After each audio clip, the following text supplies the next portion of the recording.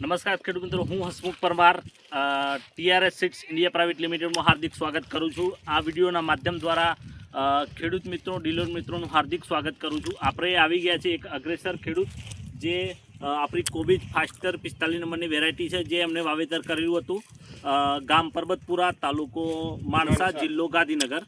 એ ખેડૂતનો આપણે પરિચય લેશું. નમસ્કાર. નમસ્કાર.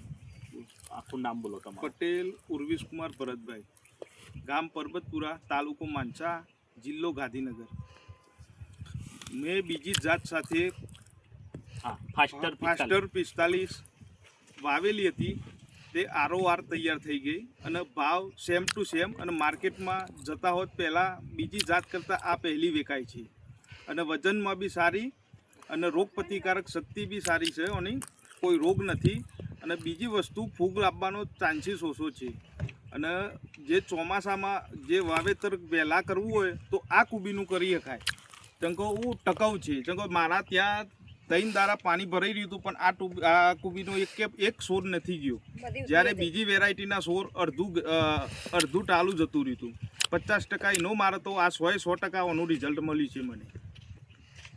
આપણે એક જાણવા માંગીએ છીએ કે આ દરાની સાઈઝ ઇનકેસ કેટલી જાય છે આપણી માર્કેટમાં, કે જે 700થી કિલોની જાય છે કે પછી કેટલાની જાય છે? એટલે કિલોની જાય છે આ દરાની વેરાયટીમાં. બરોબર છે. જે પૂરેપૂરા દિવસથી કાપીએ ને તો પૂરેપૂરું વજન નીકળે છે, અને જાત બી સારી છે. બીજી વેરાયટી કરતાં આ વેરાયટીમાં કલરથી માંડીને માર્કેટમાં કેવો રેટ રહે છે? એ કલરમાં બી સારી છે, અને બીજી જાત કરતાં કલરમાં બી, વજનમાં બી, અને બધી રીતના દેખાવમાં બી સારી લાગે છે. તો નમસ્કાર ખેડૂત મિત્રો, તમે જોઈ શકો છો કે ખેડૂતના જે એને ખુદ એના ખેતરમાં વાવેતર કરી અને એ રિવ્યૂ આપેલા છે. તો તમે પણ આ વેરાયટી તમે તમારા ખેતરમાં વાવી શકો છો. ટીઆરએસ સીડ્સ કંપનીનું ફાસ્ટર 45 નંબરની વેરાયટી કોબીજ. જય જવાન, જય કિસાન.